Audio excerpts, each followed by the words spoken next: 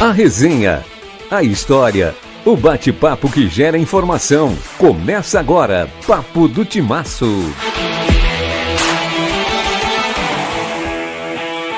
Olá pessoal, sejam todos bem-vindos. Estamos iniciando mais um Papo do Timaço. Chegamos à nossa 8ª edição e hoje vamos falar de um assunto diferente. A gente não falou ainda, já falamos de diversos esportes, mas hoje a gente fala de automobilismo. Estou aqui com o Enio Bis, nosso parceiro de todas as quartas e quintas aqui pela rádio Som Maior.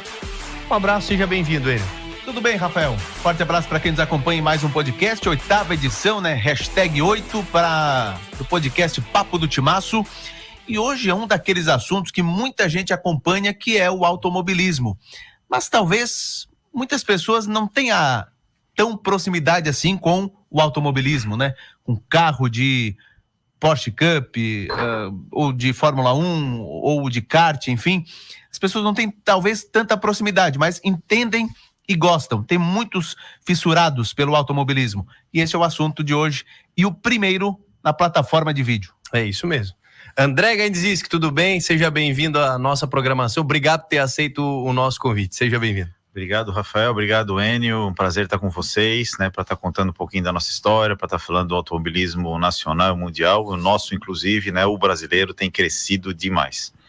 Vamos conhecer um pouquinho dessa história do automobilismo, conhecer um pouquinho da história do André também, André. Como é que você foi parar no automobilismo? Era um sonho já, enfim, nos conte mais sobre isso.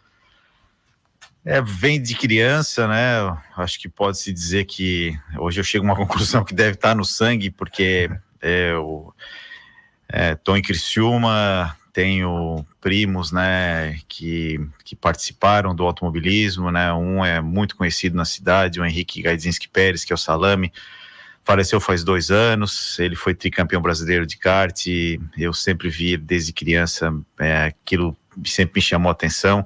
Criciúma, para quem não sabe, eu peguei pouco isso, né, porque eu era muito criança mesmo, mas Criciúma chegou a ter o melhor kartódromo do Brasil, que ficava no estádio do Metropol, ali no Rio Maina, né, porque foi feito dentro de um estádio, porque foi feito dentro do estádio, foi construído dentro do estádio, dentro do gramado, e tinha toda a infraestrutura, né, de arquibancada, né, de sala de imprensa, de tudo, né, então, imagina, né, a infraestrutura ali nesse ambiente, né, acabou realmente, né, isso foi anos 70, né, e dessa turma vem o Renato Naspolini, que está morando faz muitos anos fora daqui, né, e ele foi campeão brasileiro de Fórmula Fiat, uma categoria de base nos anos 80, e eu tenho um outro primo que é o Roberto Gaidzinski Bastos. Essa turma toda aí é contemporânea do Ayrton Senna, o próprio Renato e o Salame, eles chegaram a correr com o Ayrton Senna de kart, né, eles eram contemporâneos dessa época,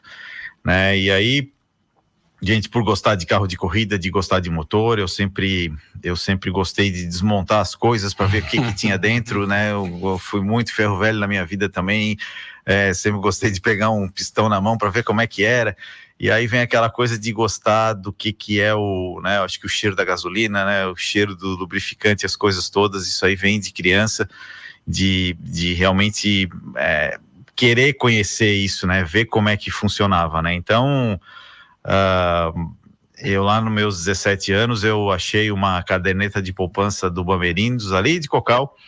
Bamerindos, para quem lembra, era do lado ali da igreja, né, depois virou HSBC e o HSBC quando comprou e aquela caderneta de poupança eu não lembrava mais, foi feita numa festa de igreja quando era criança, né, e assim, tinha que dar um destino para essa conta, e eu acabei sacando dinheiro, comprei um chassi de kart usado, a minha mãe, a dona Yara Gaidzinski, né, e ela me deu um motor, um jogo de pneus, e eu fui correr no recém-kartódromo inaugurado, né, lá de Florianópolis, nos ingleses, né, o kartódromo Ronaldo Couto Dauch, e é ali que começou tudo, né, então foi um período mais ou menos, né, de 5 anos do kart, né, onde eu andei aí pelo estado, tinha kartódromo em Chapecó, em Caçador, tinha um campeonato chamado Serra Ilha, que era 4 provas em Lages, 4 em Florianópolis, e aí, né, fazendo campeonato brasileiro também, estadual, e aí eu fui me envolvendo nisso, num determinado momento, isso até era brincadeira, depois começou a ficar mais sério, depois tive um outro chassi, comecei a ter uma estrutura melhor, tive um caminhão, tive um motorista, fui, né, acabar tendo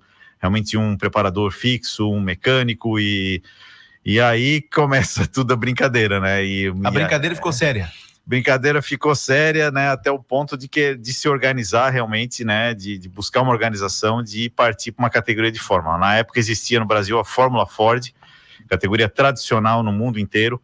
No Brasil chegou a durar 25 anos essa categoria. Peguei aí da metade para o fim. E a categoria de quem saía do kart para ir para a Fórmula, né, categoria de base, para depois estar se adaptando para uma Fórmula 3 ou para uma Fórmula 2, que na época era 3.000, né, e aí prosseguir um caminho. Ou ir para, né, o Road to Indy, né, ou seja, para ir para Indy Lights, aí Estados Unidos. Aí eram duas coisas, né, moleque sonha com essas coisas, então é uma forma de a gente estar realmente buscando organização e disciplina para fazer as coisas acontecer. E aí eu fui desafiado pelo meu pai, que chegou para mim e falou que nessa época aí, isso era 94, até eu contei o ano, esse ano nós estamos em 2024, né, até eu contei que esse ano eu estava numa corrida de kart lá em Florianópolis e eu estava em Canasvieiras, e eu lembro que aquele dia que o Ayrton Senna foi o acidente dele, que veio a notícia, né, que ele tinha falecido, eu fui até o final da praia, e aí realmente eu tomei a decisão que assim, peraí, então agora eu vou para a Fórmula Ford. Aí foi o primeiro Media Kit mesmo, profissional, de estar mostrando o que tinha e sair para vender. Essa que era a ideia, né, meu pai me deu um desafio de vende 60% fora, que os outros 40% a gente cobre aqui, vamos, né, me deu, né, esse desafio de estar correndo atrás, e aí foi meus anos de Fórmula Ford, eram 10 corridas no Brasil inteiro, bem mais do que a Porsche Cup, né, depois veio a Fórmula Chevrolet, que era na Europa chamava-se Fórmula Opel, na Inglaterra era a Fórmula Vauxhall, né, tudo GM, né, então no Brasil era Chevrolet. Essa época foi muito legal, porque a Chevrolet desenvolveu a Fórmula Chevrolet, a Copa Corsa, e os Opalas tinham acabado de virar Ômega na Stock Car. Então era 3 corridas no mesmo final de semana, né? Então era um evento bem legal. E a Fórmula Ford, né, nos anos anteriores, corria junto com a Fórmula 3. Então eram eventos, né, que dava muita gente, era um negócio, né, se for fazer, né, de proporção para a época, para a década de 90, era muito legal. Então aí foi a minha base toda para estar pensando até um pouco mais alto. Nesse período eu conheci meus empresários, né, que é o Carlo Gansi e o Willy Hermann. Eles são empresários de automobilismo. Como existe empresário de jogador de futebol, são as pessoas que nos ajudam a estar pensando, a tomar uma decisão, a estar vendo onde é que vai, o que vai fazer. E aí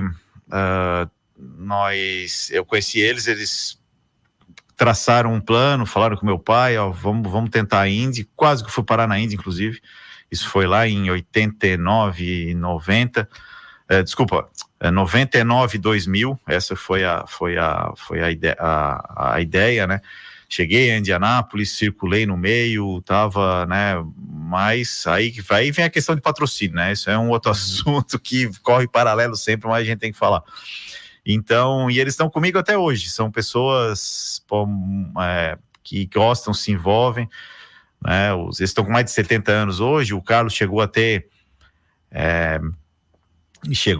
o pai dele foi presidente da Confederação Brasileira de Automobilismo nos anos 80, fizeram aquela grande reforma em São Paulo para trazer a Fórmula 1 do Rio de novo para São Paulo, e ele teve uma equipe chamada Forte Corse nos anos 90, junto com o Guido Forte e o Pedro Paulo Diniz, no carro amarelo, 95, 96, era o Pedro Paulo Diniz e o Moreno que correram na época. Gente do meio, gente que conhece tudo.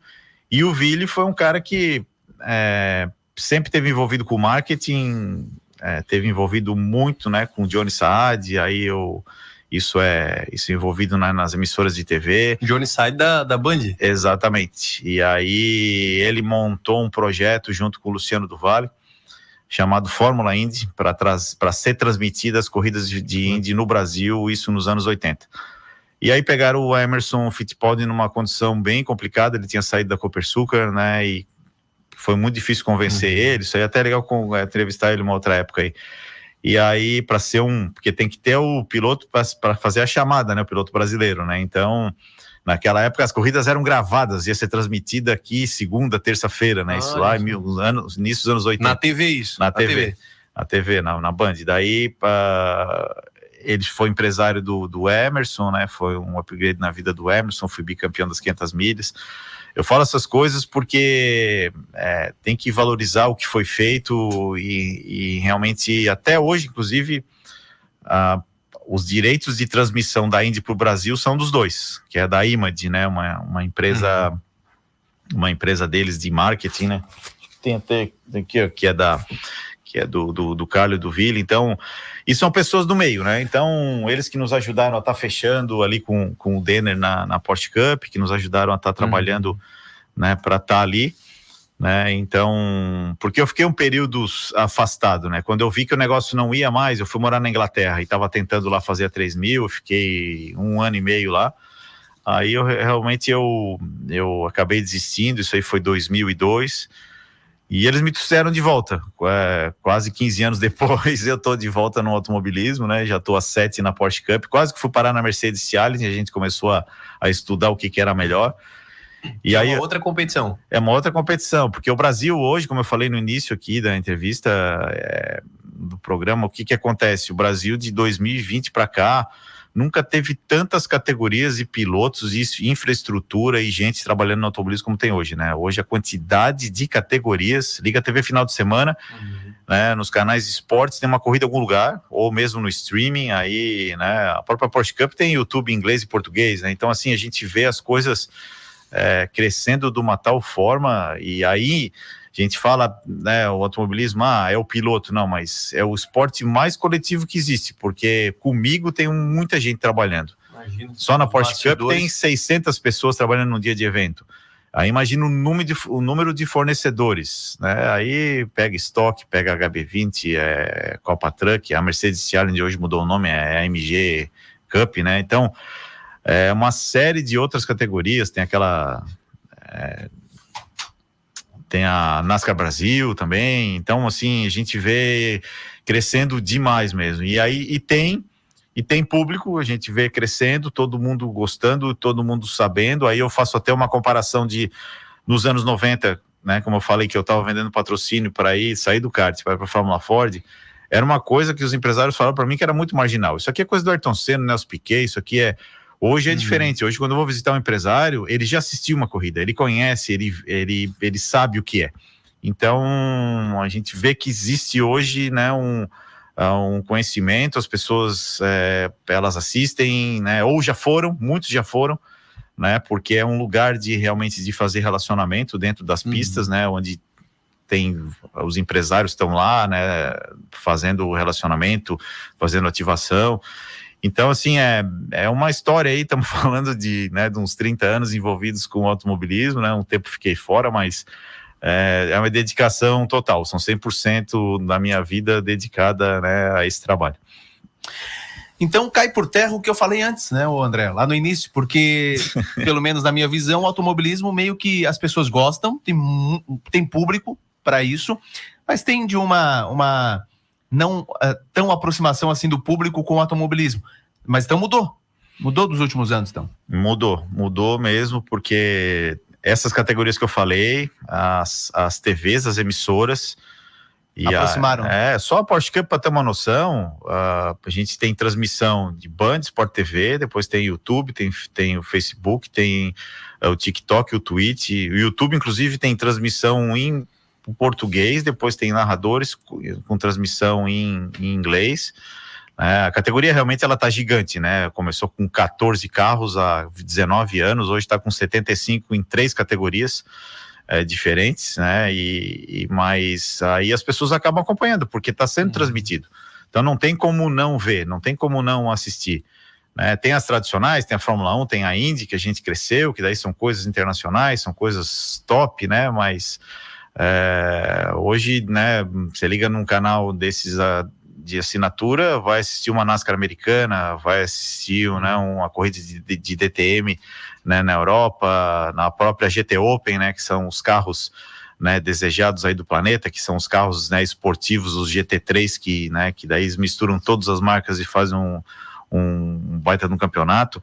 Então isso cresceu demais. Tem um mercado aí, que daí até a gente pode dizer o seguinte, dá para trabalhar com isso, dá para ser feliz com isso, dá para ser com a categoria que foi escolhida, porque bem trabalhada, né, o que eu tento mostrar, né, os meus empresários, quando a gente vai visitar alguém, é que ali são 4 coisas, né, B2B, relacionamento, ativação de marca e brand awareness, né, com assessoria de imprensa, né, de fazer a marca aparecer e está fazendo um trabalho.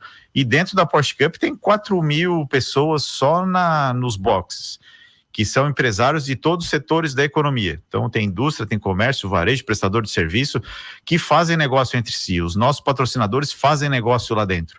Na arquibancada... Tem networking. Exatamente. E na arquibancada está dando 30 mil pessoas. Na Fórmula 1 são 50 mil. A gente chegou a um ponto, e até 2018 a Porsche Cup não tinha arquibancada, porque era um transtorno a mais para o dono da categoria, porque tinha que ter bilheteria, ambulância, segurança e tudo, e ele abriu. E é impressionante as crianças e todo mundo que eu pego no colo, né, para estar batendo foto 1 hora antes da largada, na visitação de box, todo mundo aquela paixão. Lógico que o carro chama atenção, é objeto de desejo, é carro de luxo, é carro esportivo concorrente de Lamborghini, de Ferrari, né? Então é a categoria que enche os olhos, né? Então todo mundo quer estar ali. Os empresários, quando estão lá, eu estava falando deles, né? Estão lá falando com o mecânico, entram no carro, ligam o carro, viram criança, começa a falar lá que nos anos 70 tinha um Maverick, que tinha um Dodge, e então eles acaba sendo um entretenimento de final de semana, né? O que vai fazer? Viajam no tempo, assim. A gente até fala, né? O que o senhor vai fazer final de semana? Eu vou no shopping, passear com a minha família, vou almoçar, passa o dia lá, chega às 9 da manhã, estaciona, lá tem um lugar lá no estacionamento, é privado, né? O Golf Kart vai te pegar, vai chegar na recepção, vai botar a credencial, a pulseirinha, vai circular em todos os boxes, vai encontrar gente conhecida, inclusive. Ali se reúne os maiores empresários e bilionários do mundo ali naquele local, principalmente do Brasil.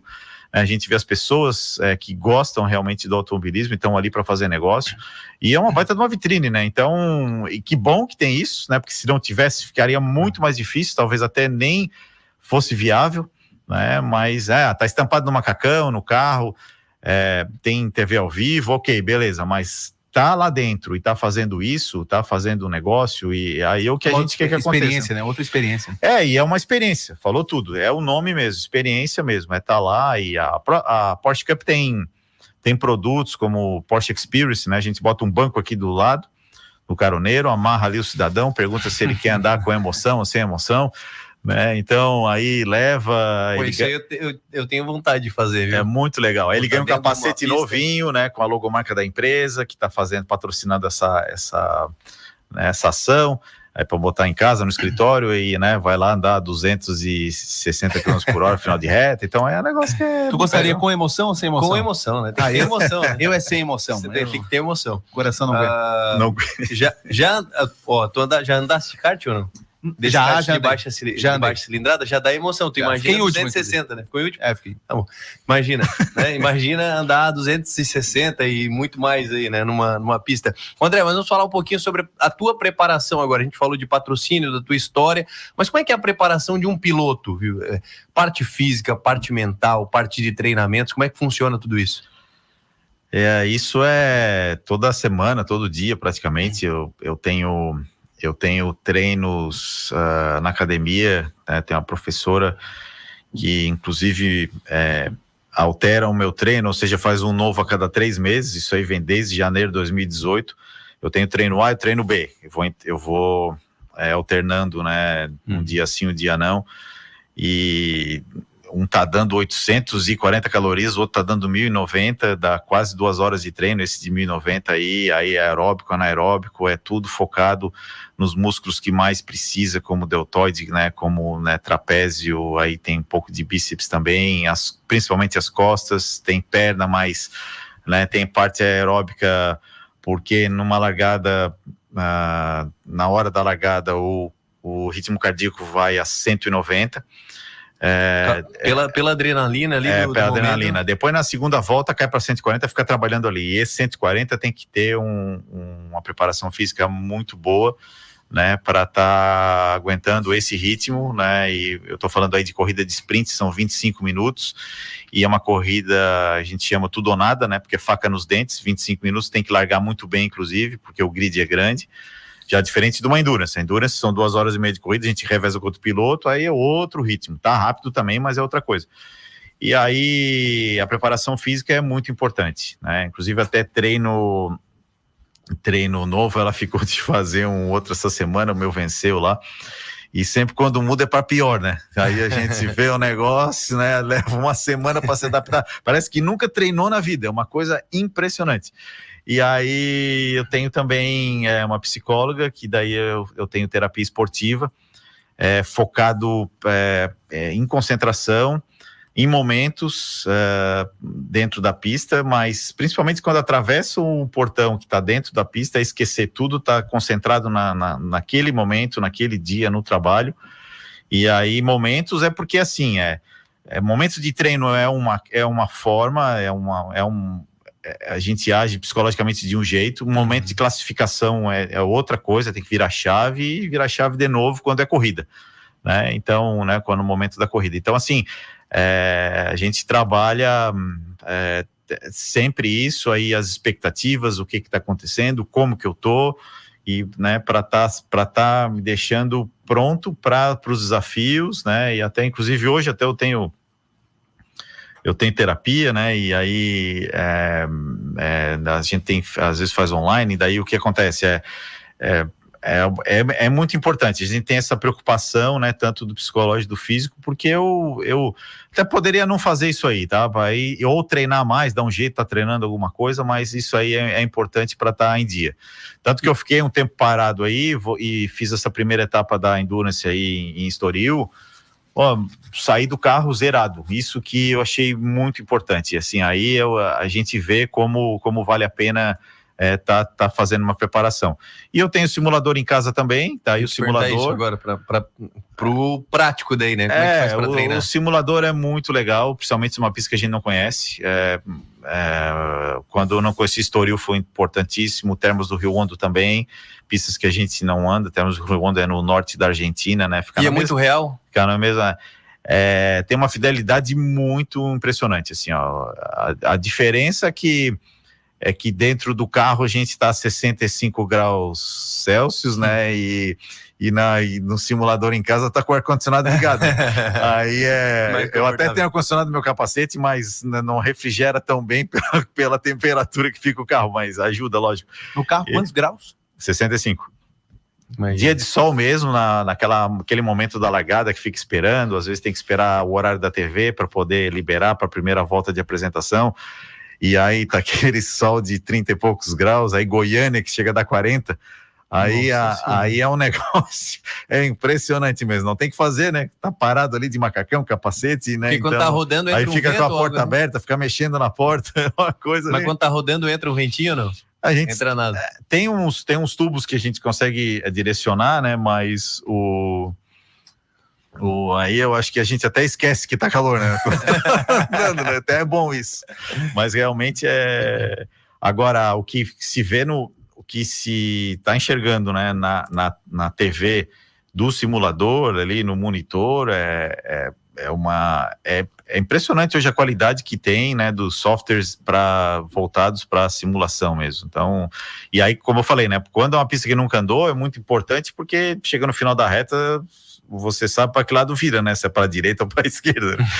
Então, depois vai acertar traçado, depois vai ver, né, como é que é Então, no simulador, onde você pode acelerar mais, acelerar menos, recuo, enfim, tudo do simulador é fiel à pista, tudo. Tudo é perfeito, Inclusive até o simulador a gente pode fazer o setup do carro, tá mexendo em tudo, em amortecedor, em câmbio, em tudo quanto é tipo de coisa do carro, em setup, em camber, em caster, em tudo, que na Porsche Cup não pode nada. Tá? Na Porsche Cup, na realidade, só pode mexer em barra de suspensão, a gente tem uma regulagem ali para deixar mais duro, mais mole, um pouquinho mais baixo, né? E balanço de freio um pouco mais na frente ou atrás, consegue mexer isso, e a asa. Agora, isso que eu falei que é camber, caster, mola, amortecedor, pastilha de freio, relação de câmbio, que poderia mexer em tudo que outros Porsche Cups e outros lugares do mundo pode fazer, né? A gente não, é tudo em pé de igualdade. Os carros são feitos shakedown, são feitos uns testes na quarta-feira antes da etapa, e todos estão idênticos, né? Com essas 3 coisas já dá para fazer muita coisa com o engenheiro. Com a telemetria a gente vai treinando, vai ajustando, tem muito altos que a gente chama, né? Muita saída, a gente vai olhando, vai parando, dá 3, 4 voltas, vai mexendo, até tentar fazer o melhor setup possível, com um pneu mais novo possível, né? Porque esses carros, eles com pneu usado, eles já não perdem a referência, já não vai virar legal. Mas aí, né, falando do extra pista, tem toda essa preocupação de tá em dia para quando sentar lá, né? Tudo é experiência também, né? E tudo vai de treino, né? A gente tem pré-temporada, né? Nós temos vários treinos antes das etapas, isso para deixar tudo em dia, né? Porque a preocupação sempre o que é? Deixar pronto para classificação, né? A gente entender, tudo tem uma receita, não, aqui andou bem desse jeito a última vez, mas espera aí, né? Porque tudo pode mudar, às vezes pressão atmosférica, temperatura, tá mais úmido, tá mais seco, tudo isso aí vai influenciando no dia, tem mais vento ou não. Interlagos é um exemplo disso, quando tem muito vento, tem na reta dos boxes, por exemplo, se o vento é contra, se ali é vento sul, segura o carro, já na reta oposta vai empurrar o carro. Então tudo isso aí tem que pensar, que asa que vai usar, a asa ajuda a frear também, né? E a vontade que dá de tirar a asa, mas a asa precisa, né? Mas ela... Porque tira a asa, anda mais, né? Anda, imagina, a asa é um arrasto ali aerodinâmico, né?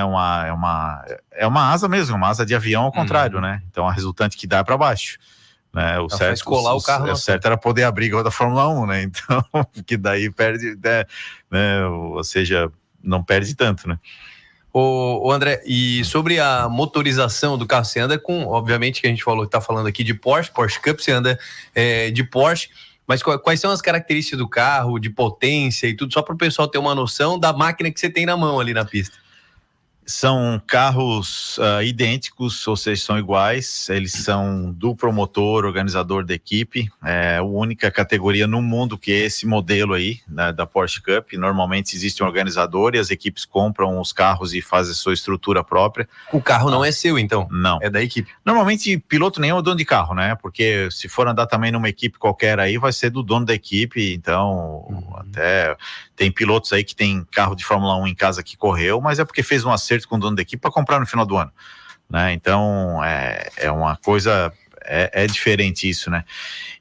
Mas esses são carros, são Porsches 911 modelo GT3, que é o mesmo que tem um monte rodando, né? O mesmo da rua, inclusive o motor é igual, não tem nada mexido no motor, não tem nada diferente, os carros não são turbo, né? São todos aspirados, e a gente tem lá os modelos 991 geração 2, que é o que a gente anda, que é o da Challenge, são carros 2018, e tem os Porsches 911 GT3 modelo 992, que foi lançado em 2020. Acredito que vai sair agora o 992 geração 2, mas aí eu acho que em 2025 vem um outro nome, que não sei qual vai ser. O alemão tem mania de ficar botando sempre número, né? Porque às vezes as pessoas não sabem por que Porsche tem tanto número, mas é para não ficar quebrando a cabeça, né? Em vez de botar modelo N, o modelo Rafael, eles olham lá o número da prancheta e botam, né? Por isso que tem 718, por isso que tem não sei o quê. Então, assim, eles vão colocando o número nos carros, né? Aí a cada 3, 4 anos é lançado um novo modelo, né? Que provavelmente vai ser trocado a nossa frota. Né, existe um mercado aí entre as próprias categorias no mundo, né? Os nossos antigos estavam na Porsche Cup da Argentina, que tinha sido vendido antes para os Estados Unidos. Então, assim, esses carros, eles nascem em Stuttgart, na Alemanha, só o chassi, só ali, na verdade, a casca ali, aí ele vai com o motor, né? O motor do 991 é um motor 4.0 de 485 HP, E o modelo do Carreira 992, ele é 4.0 com 510, né? Os que eu andava antes, que agora está na categoria Trophy, que foi criado ano passado, que são os carros 2014, que é os modelos 991, aí era 3.8 com 460, né? Então, e aí, motores simples de mexer, é um conceito bem parecido com o do Fusca, né? O motor é traseiro, o cilindro transposto, a diferença aqui é 6 cilindros em vez de ser 4, é relativamente fácil a mecânica, e aí, como eu estava falando, né, esses carros lá, eles nascem lá em Stuttgart, eles vão para Leipzig, que é a Porsche Motorsport, e ali eles ganham a gaiola, o sistema de freios de corrida, e o sistema de telemetria da Cosworth, né, que é o sistema de data, onde ali a gente tem informação de todas as peças móveis do carro que vai para o sistema de telemetria para poder ver o desempenho que o carro está tendo quando anda na pista. Aí esses carros prontos são vendidos para 32 campeonatos que existem pelo mundo, cada país tem o seu, né, disputado a etapa aí quando sai um novo lote, né, porque cada um quer, né, receber primeiro, aí cada Porsche Cup aí do mundo compra esses carros e organiza o seu campeonato com a chancela da Porsche Motorsport na Alemanha. De vez em quando, inclusive, eles vêm aí, tem os alemães que aparecem para ver se toda a identidade visual tá ok, porque é como se fosse uma franquia, né, para saber se está entregando. E a nossa, né, modéstia à parte, né, o Denner começou com 14 carros, que é o dono da categoria, hoje ele tem 75 carros divididos em 3 categorias, ele tem mais de 600 pessoas trabalhando no dia de evento, fixo lá dele deve ter 200, ele está montando uma nova sede, né, é uma infraestrutura muito legal. A diferença é assim, ó, carro de rua da Porsche é uma coisa, inclusive usa o brasão. Nós não usamos o brasão, nós usamos a logo da Porsche Motorsport, ou seja, do seu país.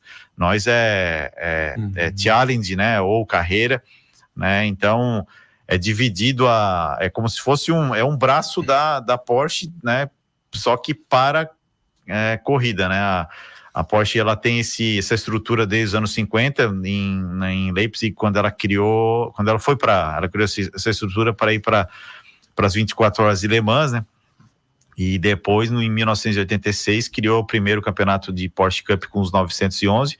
911 fez aí agora, né, 60 anos, no ano passado, né, e é um carro, né, realmente sucesso, né, e, né, para eles, né, hoje eles têm carro de todos os tipos, né, a própria marca, mas é desenvolvido essa categoria que tem ganhado cada vez mais adeptos e é impressionante. Até a própria categoria nossa hoje, se eu quiser, a gente tá correndo só na Endurance, né? Se a gente quiser correr na Sprint, não tem carro, né? Porque tem que estar muito esperto no final do ano, quando começa a fechar os contratos e reservar os carros, montar sua própria equipe. Eles fornecem mecânico, engenheiro, até inclusive o nosso mecânico, o Leandro, está conosco desde o início, né? E então a gente pode escolher, avalia.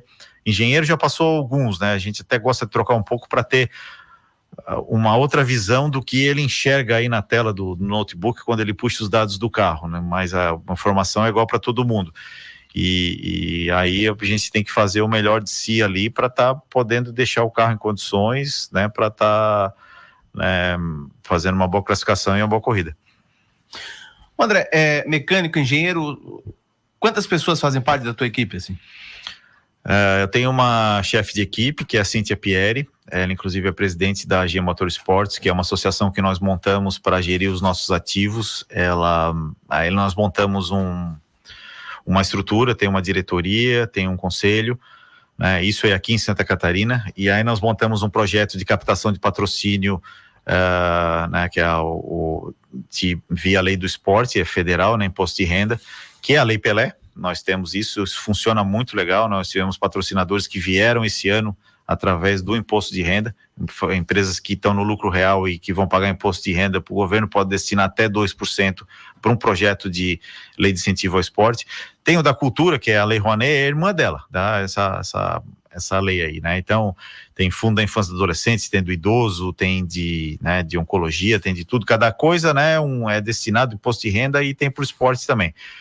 E aí, a Cíntia, ela gere a nossa equipe, né, que tem um mecânico, um ajudante e um engenheiro, né, tem lá no topo disso, né, o Carlos e o Vili. Então é assim que a gente, né, trabalha, né, essa estrutura toda, né, para montar uma equipe, né, até essa Endurance a gente ficou com um mecânico diferente que eu gostei muito dele. A gente brincou com o Leandro que acho que ele não vai voltar, mas depois a gente saiu para jantar com ele, mas é porque ele está ocupado com outro piloto lá, né? E aí a escala, né? A gente tem que pedir os mecânicos montar a estrutura quando vai para uma etapa, né? Então, André, só uma curiosidade, são todos engenheiros de automobilismo, é isso? De carros? Sim. Né? Eles têm formação lá na FEI. Eles vão estudar sobre mecânica, sobre a parte eletrônica dos carros, e aí entra a Cosworth. A Cosworth é famosa pelo famoso Ford Cosworth, né, o motor mais campeão da Fórmula 1 até hoje, né, e que é dos irmãos ingleses lá, que com a Ford criaram esse motor V8 campeão aí.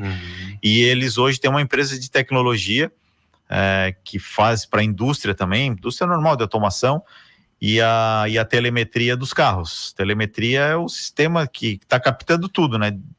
Tudo de giro do carro. Por exemplo, tem sensor no volante, tem sensor nos pedais, está vendo tudo que o piloto está fazendo, né? E aí isso é bom para analisar. Ele faz um gráfico, e esse gráfico a gente pega uma outra volta para comparar. Tudo na vida é comparação, né? Então a gente vai segmentando. Ó, aqui nesse ponto está perdendo 3 décimos, aqui a gente pode melhorar tanto. Então vamos nos concentrar aqui. Então, aqui está resolvido, então vamos resolver a outra parte lá. Então, a gente vai trabalhando assim, ele vai dizendo a tua performance dentro da pista. E o engenheiro, ele tem que estar atento a isso. A gente tem câmera on-board, aí a câmera on-board está vendo o que está acontecendo, aí vai dizer, pô, esse ponto aqui era um pouquinho antes, não, era um pouquinho depois. Aí, às vezes, começa, né, os detalhezinhos, pente fino, né? Quando o buraco é maior, às vezes tem 4 décimos ou às vezes até meio segundo, né? É mais fácil de resolver. Quando começa 1 décimo, aí fica mais difícil, né? Mas tem que estar sempre trabalhando, porque uma pista que tem, né, 10 curvas, perder 1 décimo em cada curva vai dar 1 segundo. Então, tudo isso tem que estar prestando atenção, tem que estar trabalhando, às vezes até a gente consegue até virar melhor do que uma volta referência lá dos pilotos, né, da própria Porsche Cup que fazem os shakedown, né? Então a gente está sempre trabalhando em relação a isso junto com o engenheiro. Legal, André, só para a gente finalizar então, a próxima etapa do Campeonato Endurance da Porsche Cup vai ser em setembro? E no Brasil, Interlagos, em novembro? Novembro, dia 21 de setembro em Termas do Rio Hondo, na Argentina. Essa pista ganhou um prêmio em julho de 2021 como a melhor pista, o melhor circuito do mundo. Até é fácil de entender, porque eles são apaixonados por motovelocidade, fizeram uma pista gigante, muito larga, a pista parece um aeroporto, de tão larga, tem uma reta gigante, a gente chega a 10 km mais rápido do que aqui nas pistas brasileiras.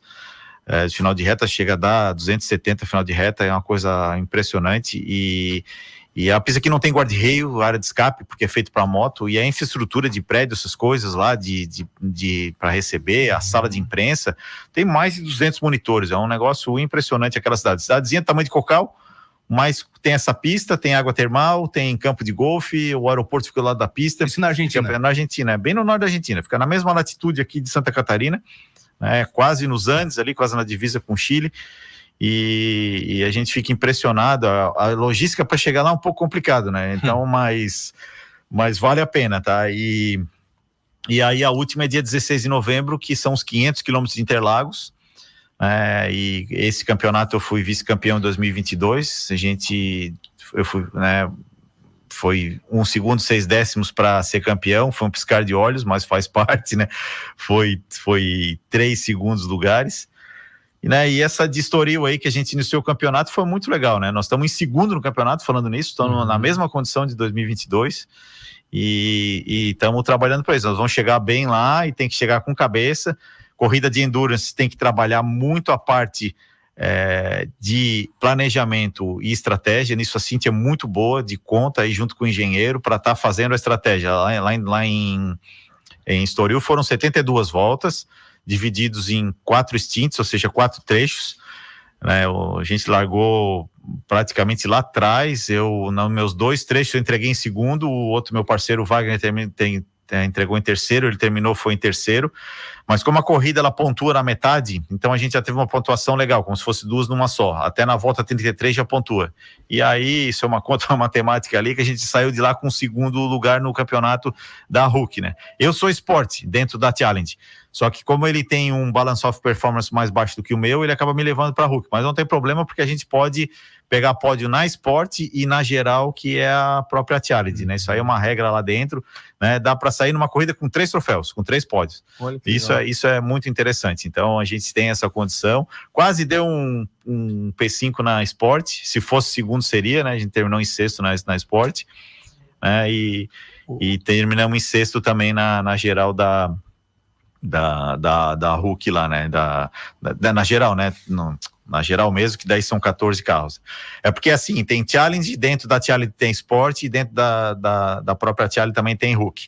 Então, aí é uma decisão ali de que campeonato você quer estar participando, mas estando na RUC, pode pegar pódio na Sport, pode pegar pódio na geral. Então não tem problema, os carros são iguais. Tem classificação na geral e classificação por modalidade, não sei, não é modalidade, por categorias? A gente chama de subcategoria, mas o que acontece eles soltam a RUC, depois a Sport, depois a Challenge, e aí depois tem mais 10 minutos do top 10, né? Se conseguir se classificar no top 10, aí depois tem mais 10 minutos. Então, mas aí é tudo 12, 12, 12 e depois mais uma de 10.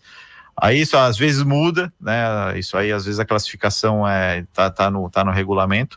E é o campeonato desse ano, 3 endurance, né? A gente não tá conseguindo fazer sprint esse ano, não deu certo. Tem uma de sprint agora em agosto em Interlagos e tem a última de sprint junto com a Fórmula 1 em novembro, né? E depois, 2 semanas depois, é a última de Endurance. São campeonatos distintos, mas quando tá fazendo juntos chama-se overhaul, aí soma a pontuação de todos. Campeonato muito competitivo, ninguém tá de brincadeira. Tem empresários ali que não são profissionais como a gente ali, mas que aprenderam a andar, e desde muito tempo não estão de brincadeira quando estão acelerando na pista lá, né? E até porque tá todo mundo buscando vencer, né? Esse que é o objetivo. Maravilha. Fechamos então mais uma edição. Falamos de automobilismo, papo, né? E passou rápido. Passou bem rápido aqui. Show de bola, mais uma edição, 8ª edição do nosso Papo do Timaço. André, obrigado.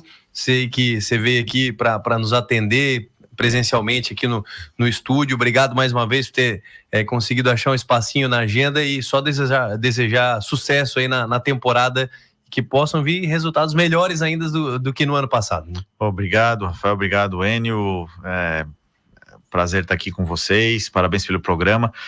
Obrigado pela torcida.